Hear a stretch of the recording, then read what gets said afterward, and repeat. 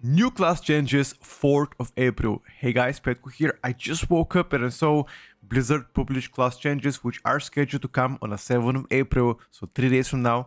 Let's talk about it, dive in and see exactly what they've changed. Alright, so first thing on our radar is gonna be Blood Decay. Now this is the 5th consecutive buff to Blood Decay.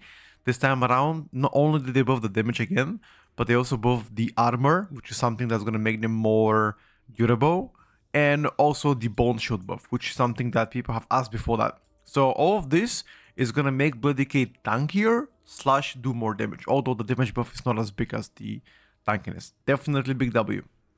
Frost Decay. Frost Decay has gotten also the 3rd consecutive buff this time around. They've gotten 4% aura buff, 3% aura buff, and now they're getting this one, which is TLDR. It's mostly single target adjustment, so Blade Rate 12% buff, Frost Strike and Frostbane damage increased by 15%. Now the interesting part here is Frostbane. You might want to get back to playing Frostbane builds, which right now, if I remember correctly, they were quite a heavy chunk of your overall damage, which obviously is a great news for every Frost Decay out there. They are trying to make you more competitive because you are quite behind on single target, specifically in raid. Moving forward, Vengeance DH. Vengeance DH also got some changes. This time around, they're really trying to adjust the single target better, plus make sure that you become more competitive in raid, because right now you are one of the weakest, if not the weakest tanks in raid. So melee auto attack damage buff by 40%, focus cleave bonus, soul cleave primary target once again from 50 to 60, which is more prior target damage, and soul carver buff by 50%. Is that gonna help Vengeance DH become better tank? Most definitely it's not gonna help in Mythic Plus, because for the most part, the damage wasn't really an issue. It was just how tanky you are compared to Brewmaster. Sadly, there are no changes done to your durability, but more damage buffs welcoming, of course. Balanced Druid. Once again, the criminal among all of the people have got a 16% Starfall buff, and also Ascend Eclipse Lunar Bolt damage increased by 10%. Okay, so let's talk about this. I feel like Balanced Druid doesn't really suffer from like lack of output. The problem is the dungeon design in Mythic Plus in this season is very unwelcoming for Balanced Druid, because there are a ton of mobs where the HP is like so low and you don't have really time to ramp up. And I can give you countless examples. Like for example, Seat of Triumvirat. A lot of mobs with low HP in the first area. Second area forward, like balance becomes quite decent. Algatar Academy, the first pool, is absolutely peak for Balanced Druid, and after that there are some small mobs that can die pretty quick, like the worms for example. And this list can go on and on, you know, like we can talk about it forever. Like for example, Magister Terras, how many times have you seen those small mobs die so quick nobody even can snipe them? There are some dungeons where balance just doesn't play as well. Also, Auracasters right now are stronger than Balanced Druid, so a Restoration Druid being meta doesn't help them either, because Mark of the Wild buff, it's already there. You don't need... There's nothing unique that they can provide compared to what the Restoration Druid can give you. So that's about balance right now. But those buffs are gonna be good. Guardian Druid, causing your Moonfire to make you take less damage from 5 to 10% value to 6 to 12%, slightly more. Rent and Tier now causes Trash to reduce the target damage done to you. 3% per stack was 2. That's a welcoming buffs to Guardian Druid, which mostly is gonna focus on durability issues. I think that's great. The problem is, in my opinion, both Guardian and Blood Decay were already one of the, I don't want to say worst performing tanks, but compared to others, they were definitely, you know, within the middle probably, give or take. So I don't think those buffs are as big. Well, Rent and Tears reads pretty big so far. Devastation Evoker. Flameshipper performance in single target scenarios is less competitive with Scale Commander. Yada yada yada. They're trying to make both builds viable. They are making Flameshipper consume flame causes disintegrate to detonate 150% of the fire breath. It was only 115, which is gonna make your single target way better. Now, they actually nerfed that back in beta several times to adjust it, and now it seems like they're not happy with it, so they're buffing it again. Which begs the question in the first place, why nerf it? But yeah, overall, Flame Shaper, Devastation Evoker, if you are playing that, you can play it. But right now, everybody plays Augmentation, so it doesn't really matter, I guess. Protection Paladin. We are observing that Protection Paladins are extremely difficult with magical damage and periodic damage in Mythic Plus dungeons. Our intent with these adjustments is to improve their survivability. Okay, so obviously something that we already saw coming because they were definitely the squishiest tank in the game. So let's see what they've done. Auto attack damage increased by 50%, whatever. Glory Vanguard increases judgment damage by 20 to 40%.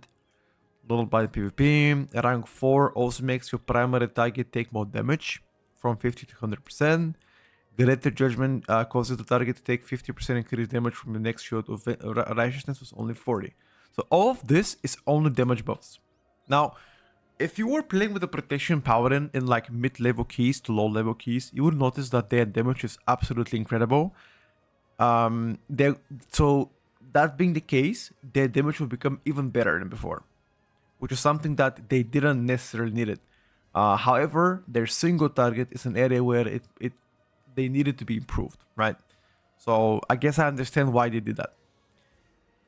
In terms of durability, what they did is Imbue Shield now gives you extra 2% magical damage taken. Magical damage decreased from 10 to 12%. Rebound increases armor up to 60% when missing health was 50. That's great. And Light Titan's healing increased by 200% when affected by harmful periodic effect was 100. So that's what they're talking about. If you have a rot damage on you, damage over time effect, you're gonna heal for more, and you're gonna get more armor, and you're gonna get 2% more DR with magical damage. Are those gonna save Protection Paladin? I mean, it definitely gonna make them stronger. So that's about it. Holy Paladin. Holy Paladin healing output is behind our expectations, so we are targeting an increase in the Holy Power spenders to reinforce the core gameplay. So Word of Glory is gonna heal 20% more. This also applies to Eternal Flame and its periodic healing, and Light of Dawn healing 20% more. Now all of those buffs are mostly for raid, but they're gonna impact also Mythic Plus heavily at times. So welcoming change for Holy Paladin. Not a groundbreaking though. Brewmaster Monk. Moving in Midnight, Brewmaster gained a significant amount of self-healing. While this has shored up one of the spec's long-standing weaknesses, we are finding the total of their defensive capability a bit too potent. As we already discussed this on stream several times in the back, Brewmasters were the best tank by not by a small margin, but by a large gap. So they're trying to shorten that gap and make other tanks more competitive. As you can see, they buffed quite a lot of tanks, and now they are going to be nerfing Brewmaster. Vital Flame got nerfed. The value dropped from 50 to 40%.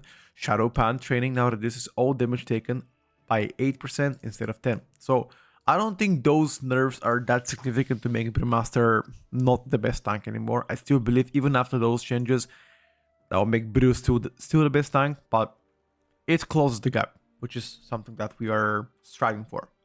Windwalker Monk Fist of Fury now deals 60% of its primary target damage to other targets, was 54. Now, this looks to be roughly a 10% buff on Fist of Fury, which is accounting for a very large portion of your overall damage. I'll take it, why not? More buff to Windwalker Monk is something they definitely needed. Finally, Rogue changes. Let's see what they cook for Rogue. Rogue, Coasting Spider causes 20% of your nature damage to hit nearby enemies. That is, by the way, for the people that are thinking that's not no buffs, that's roughly around, if my math is correct, around 12% buff, give or take, right? I think so. Maybe even more than 12%. Maybe something along the line of like 13-14% buff to Coasting Spider, which is actually huge. Garrote and Rapture gonna do more damage by 5%, and Final Eyes plus Crimson Tempest 10% buffs. So that's gonna increase your single target, target damage, and AoE, specifically the AoE, right? On ST, I guess Garrote and Rapture is gonna help a lot. Outlaw, all damage increased by 4% for Outlaw. This is the second consecutive buff for Outlaw for the past 2 weeks. However, because they give you auto buff 4%, they're nerfing Blade Flurry. Now, Blade Flurry was nerfed by, I don't know, like 3%. Maybe net neutral change for AoE because they're buffing you by 4%, but they're nerfing Blade Flurry. However, they're also nerfing Fate Ball seems like Fate Intervene increases the percentage of damage Blade Flurry spreads by 5 with 6. Okay. And they're also nerfing Trickster Nimble Fury, right? Yeah, they are. From the value drops from 30 to 25. So both builds nerfed, however, they're giving you out above 4%, and Blade Flurry nerf, which pretty much means it might be a net neutral change for AoE and a single target buff outlaw. Enhanced Shaman, finally. Let's see what they've done. We're making some adjustments for enhanced that are aimed for helping consistent adjustments for enhancers. Blah, blah, blah, blah. Okay. Lightning Bolt damage increased by 8%. Chain Lightning damage increased by 25%. Crashing Light by 20%. Crash Lightning Weapon enhancement effect damage increased by 10%. And Storm Strike / Wind Strike damage increased by 15%. Now they are trying to make, as you can read above, Stormbringer performance closer to Totemic, which is something that people have wanted to see both builds being viable. This is going to help them both in Mythic Plus and in Raid, because think about this, Shaman in general is already providing immense amount of value in any Mythic Plus team, whether you have Restoration, Enhancer, or Elemental. The value is there, the utility is there, the Sky Fury buff is there, one of the strongest, if not the strongest buff right now. But the damage department on Enhance was definitely lacking, so this is gonna help them become a better specialization. Anyway, that's everything so far, guys, today. I will make sure to do some testing on the classes that got buffed and do some research and update the tier list on Icy Veins by tomorrow evening. But those changes are definitely welcoming, and I don't know if they're gonna be more coming soon, but with the race being over very soon, we're likely gonna see some adjustments started to target Mythic Plus, because once again, MBI should begin in a month from now, give or take. So they really want to make sure that classes are balanced, and they are to some extent DPSers so far. So I'm quite happy with the season. Anyway, thank you for watching. Follow for more, and I'll see you guys on stream in a bit. Bye for now.